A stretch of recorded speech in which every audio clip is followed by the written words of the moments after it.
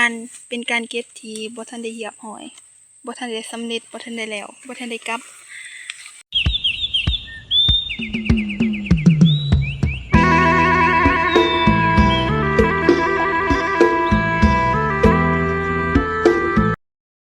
มาพี่น้องมื้อนี้เปิดภาพมากอะมาอยู่ที่ทงไห้ทงหน้านี่พากันออกมาเก็บผักพี่น้องอันนี้เขาเอิ้นว่าผักคากบคาเขียดนี่ก็มาพอกับสองน้องตุนคือเก่าพี่น้องหลายมือเติบเนาะที่เฮาบ่ได้ลงคลิปไปเพราะว่าบ่ได้ถ่ายแล้วก็ช่วงนั้นก็เป็นช่วงลงไห้ลงหน้าพี่น้องมื้อนี้เลยได้โอกาสมาเก็บผักที่ทงไห้ทงหน้าหรือว่าเก็บผักที่ป่านั่นเองสบายดีเด้อบ่าวอาตีสบายดีมื้อนี้พากันมาเฮ็ดหยังมาหาเราเก็บผักนี่แม่นมาหาเราเก็บผักมันสิมีผักหยังแน่ก็มีผักหนอผักบงผักกูดขาวแล้วก็ผักเขือมก็เก็บซับปะปิเลยเก็บปนกันเลยผักเกินแล้วผักรวมมิตรเนาะผักธรรมศาสตร์โดยผักรวมมิตรผักธรรมศาสตร์ไปเละผักบง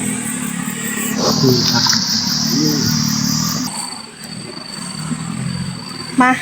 ก่อนอื่นเบิดกะขออนุญาตไว้หน้าไว้ตามาหาเจ้าของก่อนกราบทักทายสบายดีพ่อแม่พี่ๆน้องๆเด้อบ่ว่าสิเป็นฟังไทยฟังลาวต่างประเทศหรือนอกประเทศก็กราบสวัสดีสบายดีเช่นเคยเนาะมื้อนี้ก็เขามาสู่สองน้องตูนสาวลาวไต่คือเก่าพี่น้องมื้อนี้ได้ส่วนกันออกมาป่าพี่น้องมาทงไห้ทงหน้าเพื่อมาเก็บผักนั่นเองเนาะมาน้องตูนสิพามาเบิ่งบรรยากาศทงไห้ทงหน้าหรือว่าป่าผักนั่นเองเนาะว่าสิมีผักหยังแน่มื้อนี้มากับบ่าวอาตีแล้วก็มากับเอื้อยเนาะสาวดวงมาสิพามาเบิ่งบัดนี้นี่บ่าวอาตีเพิ่นเอาผักนอกนั่นเองพี่น้องมันสิเท่าไปตามน้ำตามดินนั่นนี่เลยบรรยากาศแถวทุ่งไร่ทุ่งนาคือบรรยากาศดีเหมาะกับการออกมาแคมปิ้งอยู่ทุ่งไร่ทุ่งนาเพราะว่าฝนกะเริ่มห่วยแน่มื้อวานนี่กะบ่ได้ตกมื้อนี้กะบ่ได้ตกแต่กะบ่แน่นอนพี่น้องมื้อนี้มันยังบ่ทันค่ำเนาะบางเทื่อฝนอาจสิตกก็มีแกงหน่อไม้มีผักแหวนป้าโถพี่น้องกินกับแกงหน่อไม้คือสุดยอดเลยเบิ่งยอดมุกงามๆเสียดายเนาะโอ้บ่ได้เด้เพราะว่าอยู่เฮือนก็มีหน่อไม้อีแม่เราไปหาหน่อไม้ช่วงเสาร์นี้ก่อนที่น้องตุนสิออกมาเก็บผักแม่เราหาก็มาแต่ฮักหน่อพี่น้องตุนสิลองเก็บเมื่อกินอยู่เฮือนเด้อเด็ดเอาแต่หยอดมันพี่น้องเอ้ยเด็ดเพียงหยอดอ่อนๆ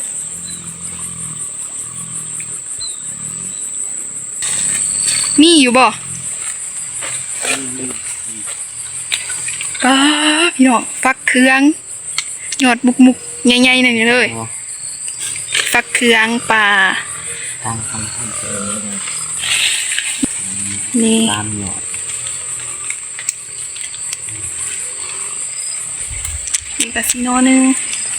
นี่มาหักเอานอนก่อน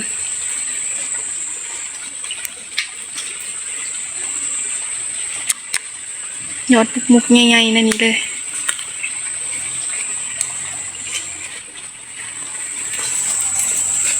นี่ป้าทุแดงซ้ำ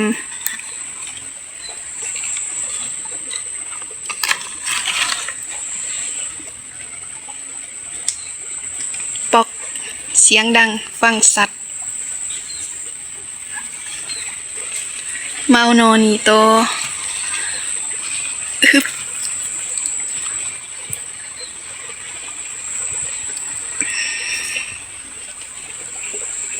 ด็ดเอาเพียงมันอ่อน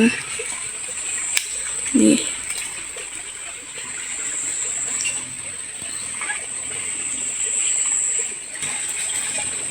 หมากไหมปลาแต่บ่ฮู้ว่าหมากยังกินได้หรือบ่ได้ก็บ่ฮู้เลย แต่ว่าเฮาสิไปเก็บมากกว่าเฮาบ่รู้ว่ากินได้หรือบ่ได้ พักเครื่องบ่กินอ่ะ เบาตีทางนั้นได้หลายอยู่บ่เบาตี ไว้เติบล่ะ หลายเติบพี่น้องเอ้ยนี่แหละวิถีชีวิตของชาวชนบทที่สปปลาวหาง่ายกินง่ายอยู่ง่ายเข้าป่าหาเก็บผักในนี้เลยนี่ป้าถูกบอกเลยว่า ความสุขของชาวชนบท ไปมันจะบ่กินอะไรเสียง แก่ๆในนี้บ่เอาบ่มันก็กินได้อยู่เด้นี่แต่ว่าน้องตุนสีเด็ดเอาเลยเพราะว่ามันมีบ่หลายน้องตุนได้บ่หลายมีสิมาดึงเอาคืออันเห็นบ่สองหน่อยสองหยอดสองหยอดสองหนอสามหน่อไม้เนาะนี่สามหนอสามหยอด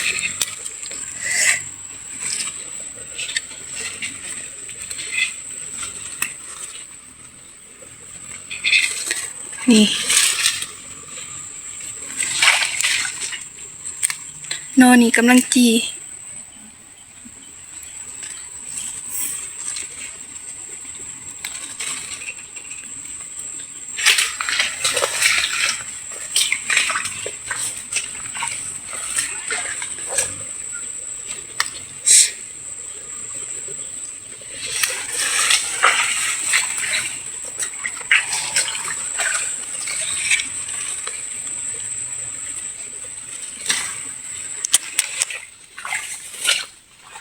นี่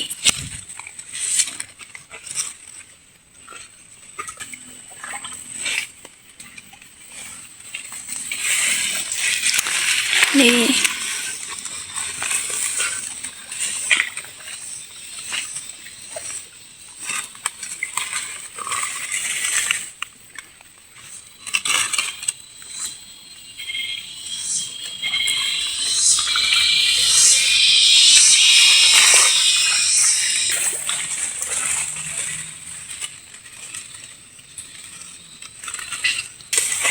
ยุงกะไร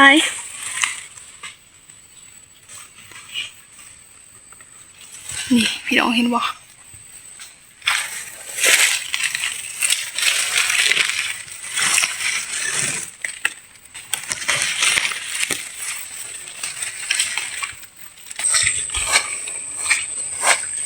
ตาถูกไปต่อ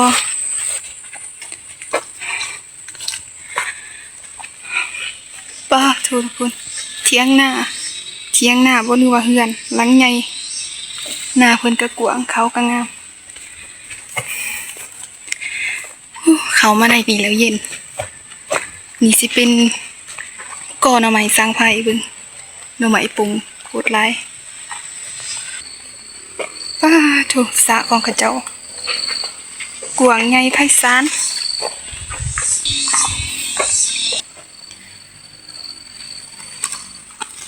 ได้ไรเติบมีแต่นอเห็ดย่างไปลักของเพิ่นบ่ได้ได้กกมะขามดอกมะขามหวานเด้ดิถ้ามันสุกก่อนจังสิมาขอกินว้าโถมักกะฮ้อยพี่น้องนี่เห็นบ่สิบ่ได้มาเก็บมักกะฮ้อยอีกบ่นี่มักเคินว่าหอยเชอรี่นี่พี่น้องป้าโถเมืองหอย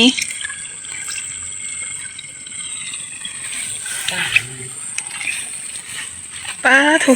โกรธลายนี่สะอ่อนหินห้อยกับสะอ่อนห้อยพี่น้อง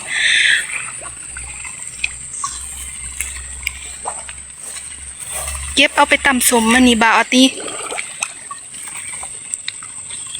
ตำสมหอยเฮ็ดแจ่วซีฟู้ดจำหรือว่าตำใส่เส้น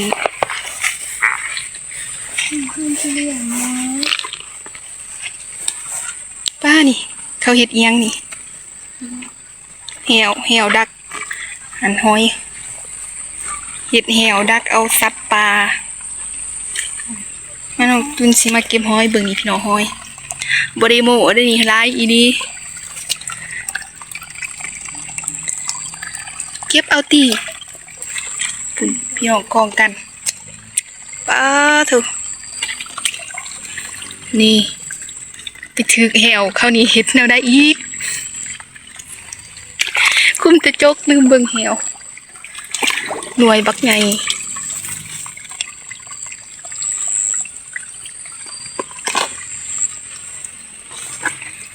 เก็บเห็นเอียงเก่าอันนั้นแหละมื้อนี้บ่ได้เอาแต่ฟักอย่างเดียวเห็นหอยก็เก็บหอยกองกันเลย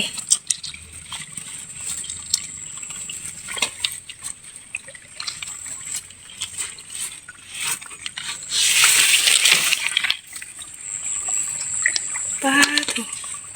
มีแต่หอยเป็นเลยนี่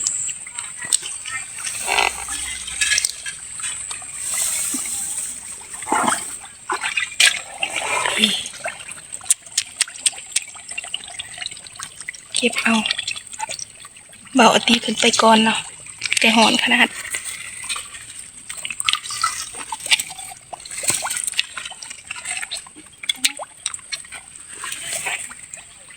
ไปพี่น้อง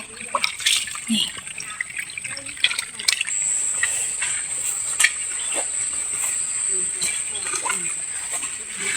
เห็นคนแถวบ้านเพิ่นเข้ามาดูว่าเพิ่นเข้ามาอย่าง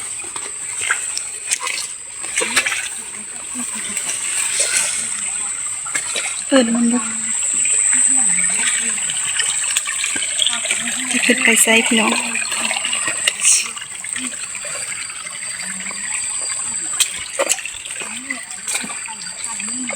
ปูน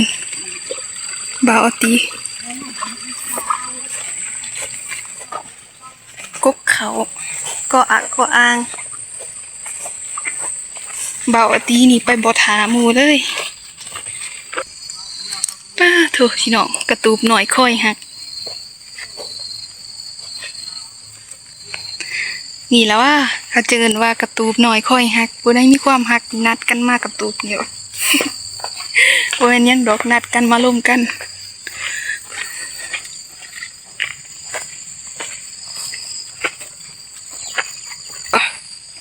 มาฝอ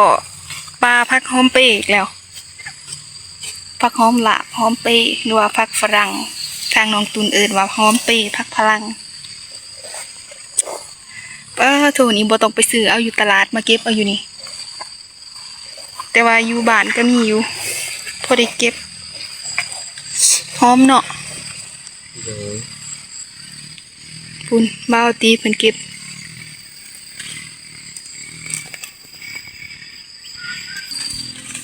มาเบิ่งฝักหอมเบิ่งอันนี้เขาเรียกว่าฝักเอียงเกาะฝักน้ำบ่ทุ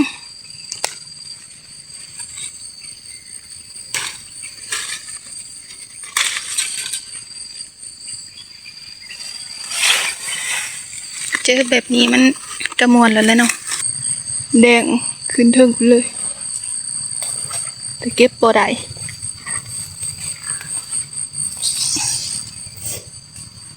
มื้อนี้สิลงคลิปแบบยาวๆเลยมาหาของดีในป่าสะโอนพี่น้องเอ้ย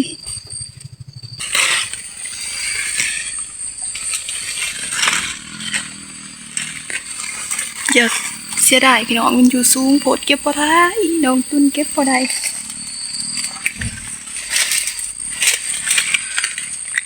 เก็บเอาแต่บนต่ำๆก่อน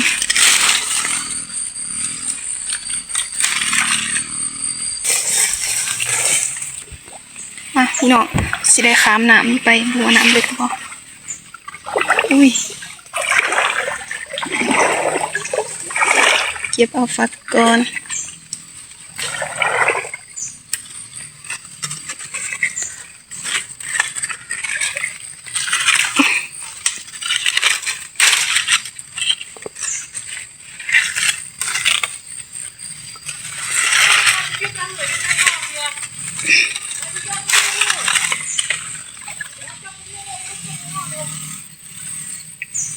ยังวะ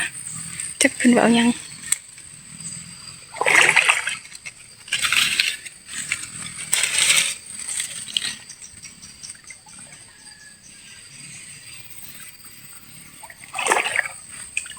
มาเก็บเอาอยู่นี่ก่อน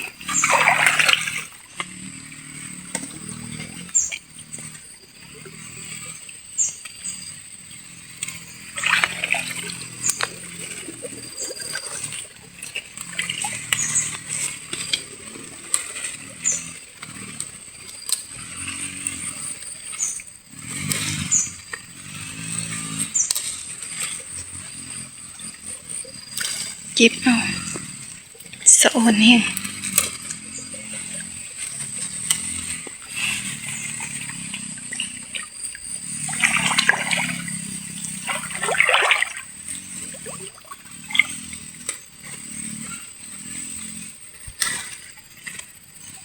นี่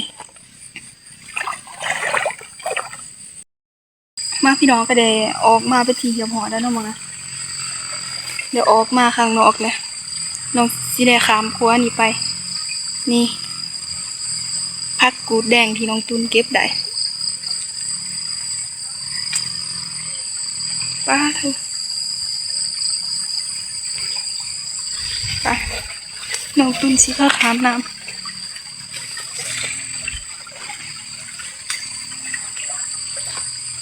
ขามครัวเป็นการเก็บที่บ่ทันได้เหยียบหอยบ่ทันได้สำเร็จบ่ทันได้แล้วบ่ทันได้กลับเพิ่นสิขึ้นไปเก็บอยู่ถึงเดี๋ยว ทีแรกนี่คือเรื่อง หลอดทุกฟักอยู่ข้างบนฟังนี่กับน้องดวงสาวดวงฟังนี่กับเบาอาตีเฮาก็เก็บซอยเพิ่นข้างนู้นข้างหลังมื้อนี้คลิปสิยาวแน่เพราะว่าเอาบรรยากาศธรรมชาติมาฝากพ่อแม่พี่ๆน้องๆทั้งฟังไทยแล้วก็ฟังลาว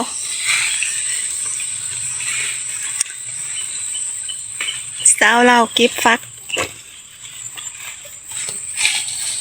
ลายบ่ขังถึง ร้าย ลายอู้ยอยากเอาโทรศัพท์ขึ้นไปพี่น้อง ร้ายเลย นี่เขาก็เป็นการเก็บครั้งหลังครั้งลุมนั่นเองบ่มีหมดบ่บ่มีหมดใครแน่เดียวมันจังสะดวกแล้วก็นี่นอทางหลังนี่ข้างหลังนี่มาสีมาว่างกระตาไว้นี่ลายบ่นี่ของบ่าวอาตีเต็มทุ่งเลยเจอก็ นี่ โถสะออนเด้ มันจะเหนียวงาม อยู่อ่ะมื้อนี้อาหารแซ่บอาหารเด็ดเอาเลยแดดออกแต่ก็ยังเก็บฟักคือเก่าข้างบนพักหลาย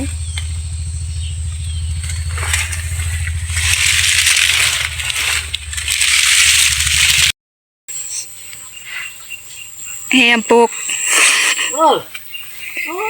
มาเห็นพ่อใหญ่เพิ่นมาหาเก็บผักหลายบ่ทางน่ะ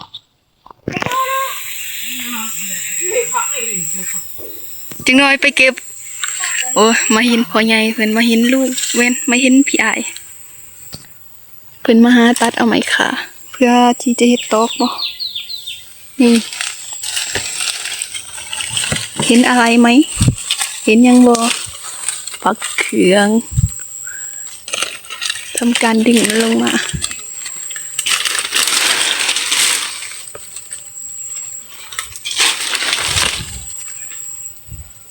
นี่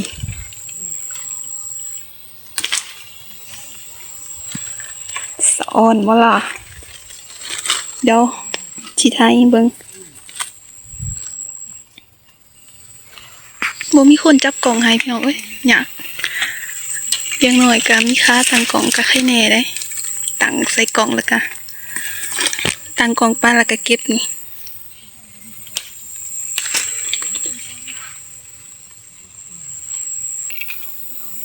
ปอก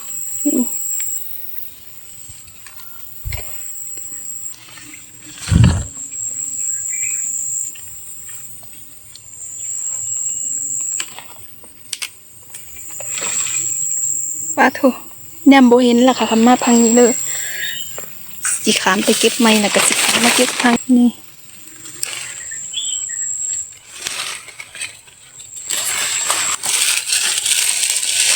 โอ้เก็บพักกับพักมันร้ายเนาะนี่เกลือเพื่อนเอาเกลือฝางบอกสิเป็นตุนมันได้ร้ายเติบอยู่บัดนี้เขาก็จีกลับบ้านเต็มกระตากระบุงเมื่อยบ่เมื่อย เมื่อยเมื่อยเนาะเมื่อยแต่กระมวลเป็นจังได บ่ไหวเลย เมื่อยบ่ เมื่อยลาย เมื่อยหลายนี่ก็เป็นเวลา11 โมงแล้วก็สิกลับบ้านมาเบิ่งพักว่าได้หลายบ่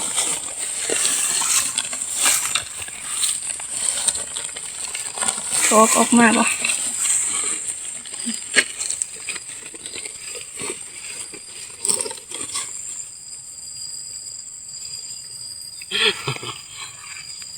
โอ้บ่าวตีแล้วถือหนามมานำความสลัด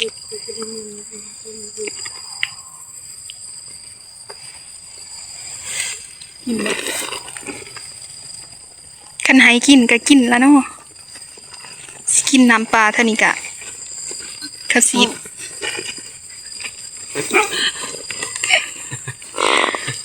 จงให้น้อยเดียว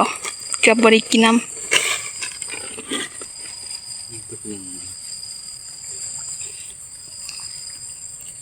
ถือน้ำมา2 ตุก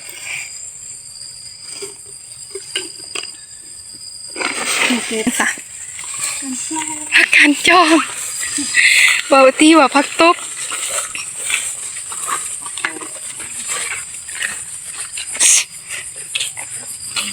ไปบานันสิตัดฝาไปใส่ต้นหอดเถื่อนเนาะ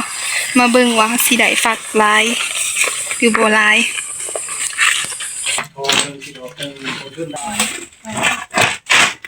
ฟังนั้นเบาอตีอันนี้พักพร้อมปีลายมื้อนี้ได้ลายขุมอยู่กับกันเขาปลาถูกได้มากอกน้ำอีกมื้อนี้บ่ได้แต่พักอย่างเดียวได้มากอกได้เฮ็ดได้ห้อยน้ำนี่สมปิสีหน้ามื้อนี้บ่ไหวละมาวันนี้น้องตุนก็สิได้ปิดคลิปพี่น้องแล้วเนาะบาดมื้อหน้าอีกน้องตุนสิได้อัปเดตไม่เป็นคลิปที่เฮ็ดสุกพักแล้วเนาะสิมาต่อ EP 2มาพี่น้องวันนี้น้องตุนก็สิได้ปิดคลิปเนาะเพราะว่ามาหอดเถื่อนแล้วก็ได้อัปเดตพักให้พี่น้องเบิ่งแล้วว่าได้พักหลายก่อนอื่นหมดกราบขอบอกขอบใจพ่อแม่พี่ๆน้องๆสุขคนที่เข้ามาเบิ่งคลิปน้องตุนแต่ต้นจนจบเนาะแล้วก็ขออวยพรใส่ให้ทุกคนจงมีสุขภาพแข็งแรงปรารถนาสิ่งใดขอให้ได้สิ่งนั้นร่ำรวยกันทุกคนเด้อแล้วมาต่อกันที่ EP หน้าขอกล่าวคำว่าสบายดี